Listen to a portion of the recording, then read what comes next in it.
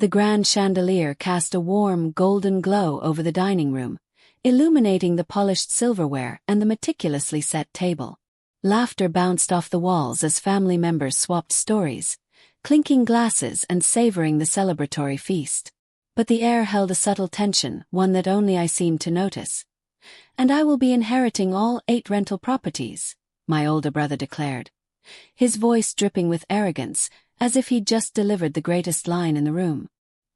He raised his glass, eyes gleaming with triumph, while a ripple of applause swept through the gathered crowd.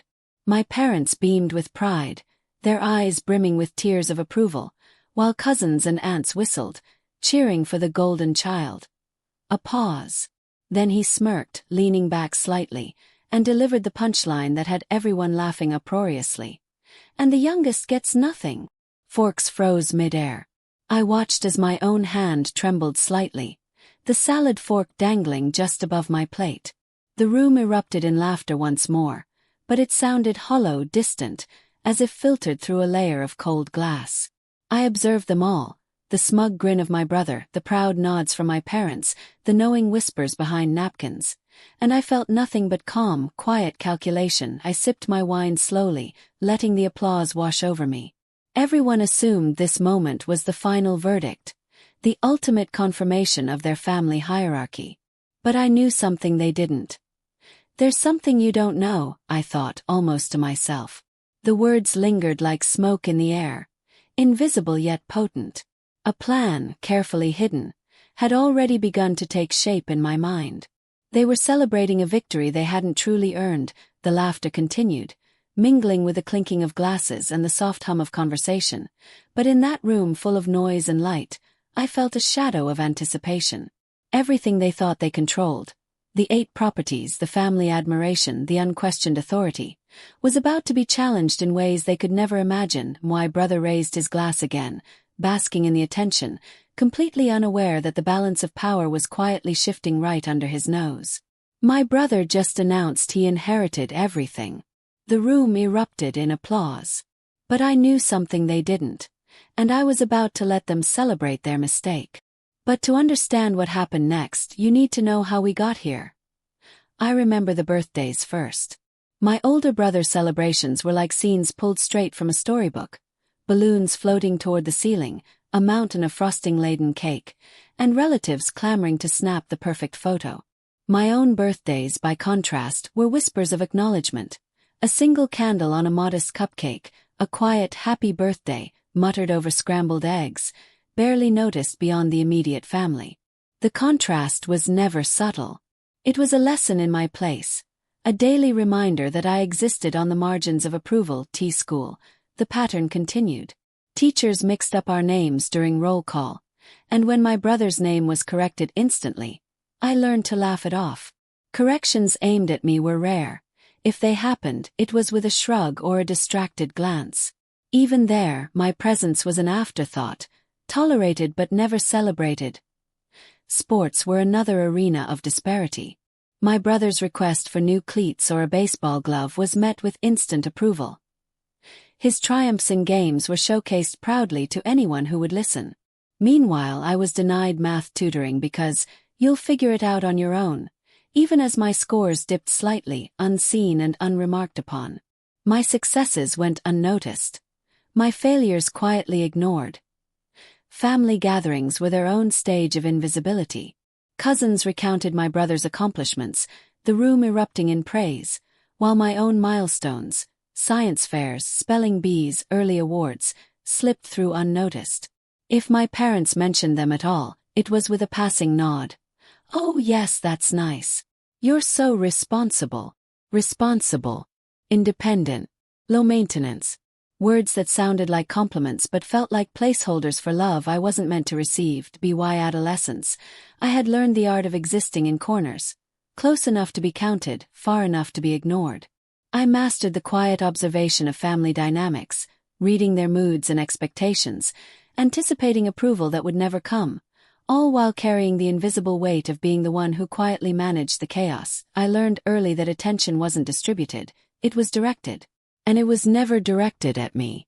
That realization shaped everything. The careful management of my emotions, the way I prioritized self-sufficiency over asking for help, the way I found small, private victories to fill the void that public recognition never would. And yet, even in those shadows, I grew sharp, attentive, and patient. I became the child who could wait, who could plan, who could endure. Unnoticed, underestimated, overlooked, I was quietly learning the one skill that would later become my greatest weapon. I learned early that attention wasn't distributed, it was directed. And it was never directed at me. Then came the moment that should have changed everything. The envelope trembled in my hands, heavier than it should have been. A full scholarship to an out-of-state university. My chest swelled with a mix of pride and disbelief. I had done it. I had carved out a place for myself, a path that would finally lead me somewhere beyond the shadows of my family. I handed the letter to my father, expecting, perhaps foolishly, a spark of recognition, maybe even a hint of pride. Instead, his eyes flicked over it with the same detachment he reserved for most of my accomplishments. "Someone has to leave Florida eventually," he said, turning back to his paperwork as if my future were nothing more than a scheduling inconvenience. My mother chimed in, her voice calm, practical, dismissive. "This way you won't be a burden," she said, as if I were a box of fragile china finally being shipped off to storage.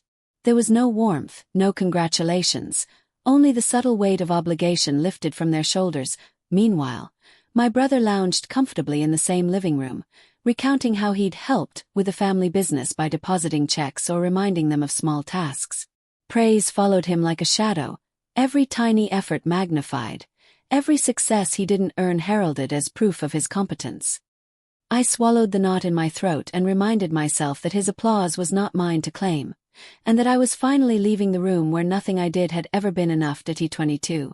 I packed my car, filling it with the bare essentials and a quiet determination that had been building for years.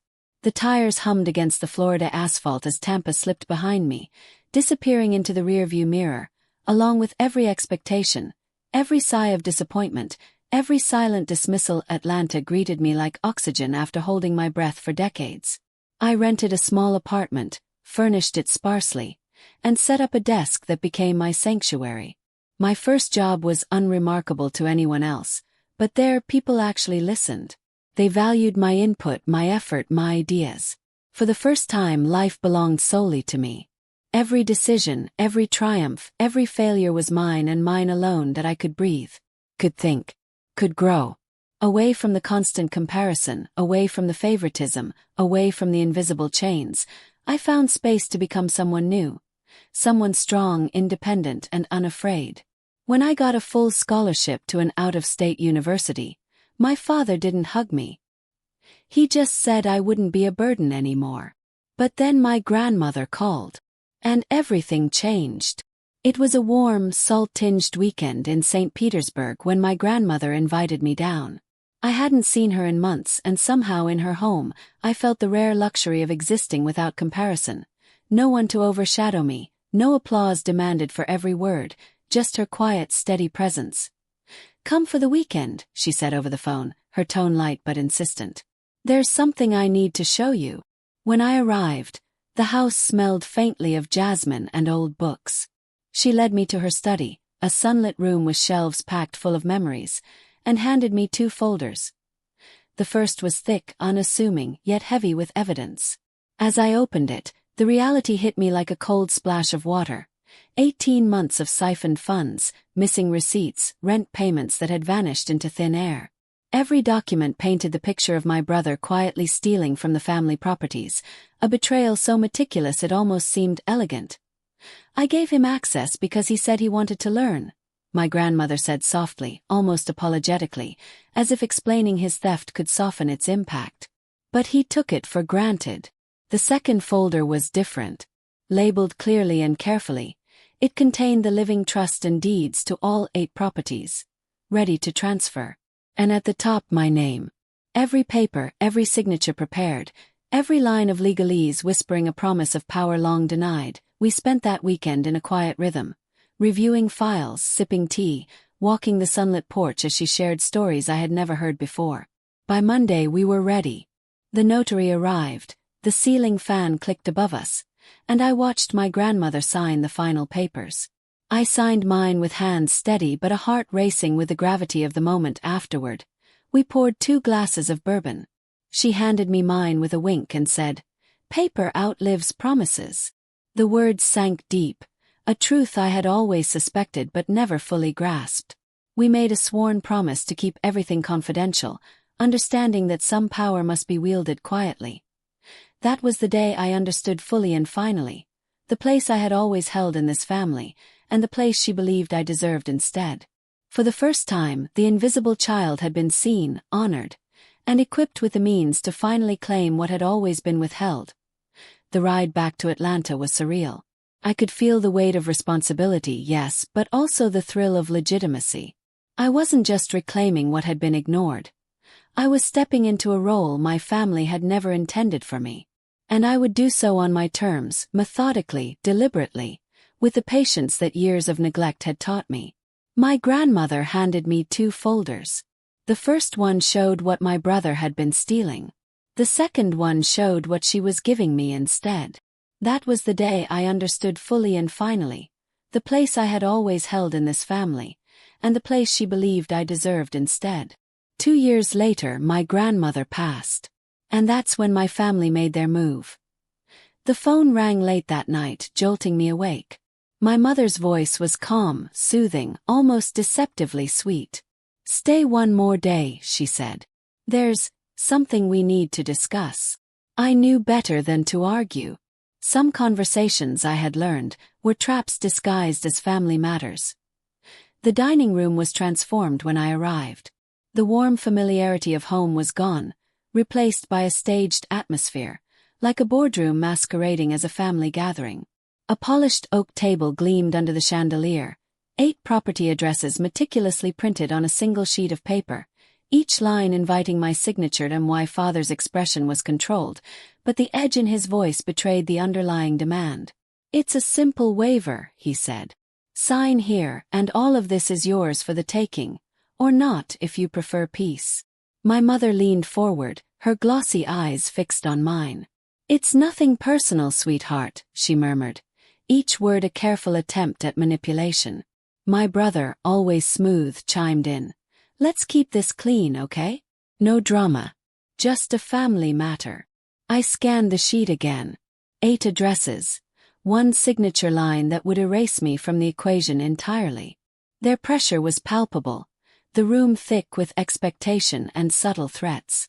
They assumed compliance would be automatic, that I would bend like I always had in childhood when their approval was the currency. But something in me had shifted. The calm that had carried me through years of invisibility now hardened into resolve. I pushed the paper back across the table. My voice was quiet but unwavering.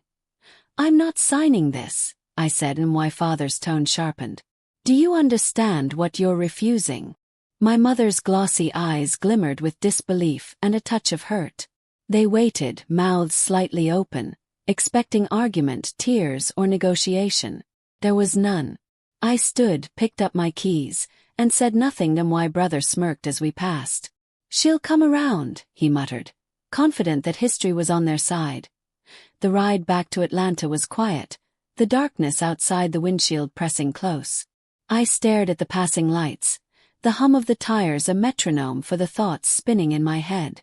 Every word left unsaid in that house hung in the car with me. Unspoken yet heavy, waiting at home was the fireproof folder on the shelf, the one with the living trust, the deeds, the legal weight of a promise made and kept. It was quiet power, the kind they could never touch without my consent. And in that stillness, I felt a thrill of control, a taste of what it meant to finally step out of their expectations and into my own authority. They handed me a paper to sign away my rights. They assumed I'd bend like I always had. They assumed wrong. I drove back to Atlanta that night. And I began preparing for what they didn't see coming. While they celebrated their victory, I was building something else. Dawn broke over Atlanta, soft light spilling across the small apartment. I slid open the fireproof folder, the weight of its contents grounding me. 8 sets of deeds lay neatly within, crisp paper that carried the power my family had never imagined I would claim. I placed them carefully across the dining table, each stack corresponding to a property, each page a quiet testament to years of preparation and patience. Spreadsheets followed. Addresses, dates, record numbers, payment histories, each meticulously organized, printed, and filed. I labeled everything with a calm, methodical rhythm, as if the act of ordering chaos could somehow impose inevitability. The family group chat buzzed incessantly. Mother. Keep the peace, father. Don't make it harder, brother. Grow up. I muted the thread without hesitation and continued my work. Grandmother's words echoed softly in my mind. Paper outlives promises. Every decision I made, every file I labeled, every copy printed was a step toward honoring her wisdom. I packed the suitcase deliberately. Deeds first, then the living trust, copies, and a flash drive containing every necessary document. Clothing choices were deliberate too. Professional, understated, unassuming, the kind that demanded attention without shouting. By mid-morning, I was on the interstate, palm trees lining the highway as my car hummed steadily south. I glanced at the suitcase in the passenger seat, checking that everything was secure. A gas station stop was not for snacks or fuel. It was a final inspection, a ritual confirming that every piece of evidence was exactly where it belonged. I rehearsed nothing. There was no need. No speeches, no dramatic flourishes. The documents themselves were my voice, carrying clarity, authority, and legality that words alone could never achieve. My family had built their celebration on assumptions, on the idea that I would comply quietly. But assumptions are fragile things, easily shattered by facts and preparation. As the city grew closer, the distant sounds of the party reached me. Muffled laughter, the hum of engines in the driveway, the promise of applause waiting for my brother. Cars lined the street, bright streamers fluttering in the breeze, and the scent of barbecue drifting through the air. They were already celebrating their imagined victory. While they texted me to keep the peace, I was organizing 8 sets of property deeds, each one legally mine, each one about to end their celebration. I took a deep breath, letting the anticipation settle into a cold, controlled focus. This was no longer about anger or revenge. It was about setting the record straight, claiming what was rightfully mine, and doing it with a quiet, unshakable authority. I didn't rehearse a speech. I didn't plan a confrontation. The documents would speak for themselves. I walked into that house with a suitcase, and I was about to change everything. I didn't say a word. I walked in unannounced, the suitcase rolling silently beside the couch, my presence cutting through the laughter and chatter like a blade.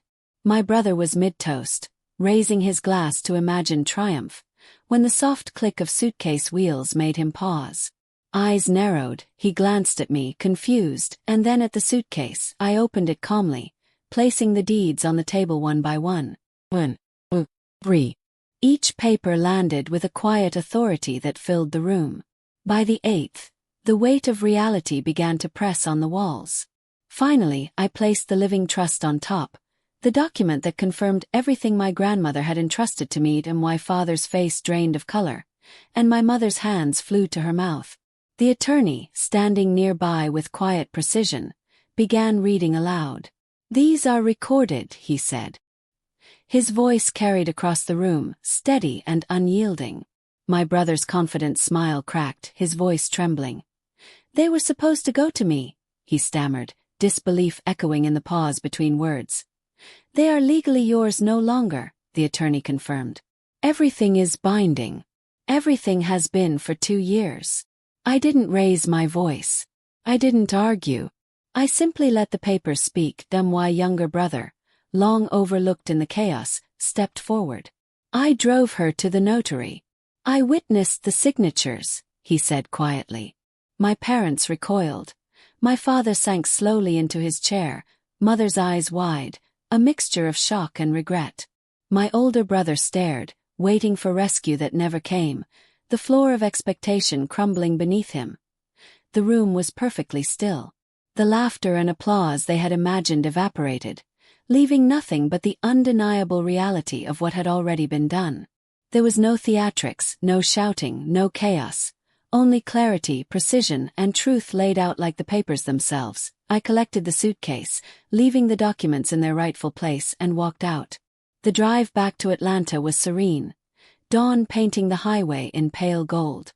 Empty roads mirrored the calm I felt inside. At home, I placed the fireproof folder on the highest shelf. The weight of years of patience and preparation finally settled. On the balcony, I poured coffee and watched the city stretch beneath me. My phone remained silent. No demands, no guilt, no reminders of old obligations. I didn't feel triumphant. Felt space. Clean, unoccupied. Finally mine. Grandmother's steadiness lingered in memory, her words echoing with quiet authority. Boundaries had been drawn, doors closed without explanation, walls rebuilt around what belonged only to me. The version of me who bent, who waited, who shrank to accommodate others, she was gone.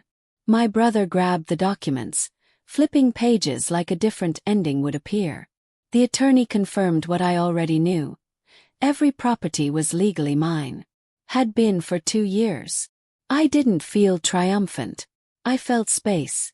Clean, unoccupied, finally mine. Some truths don't need to be argued. They just settle like paper in a folder. Quiet, precise, undeniable.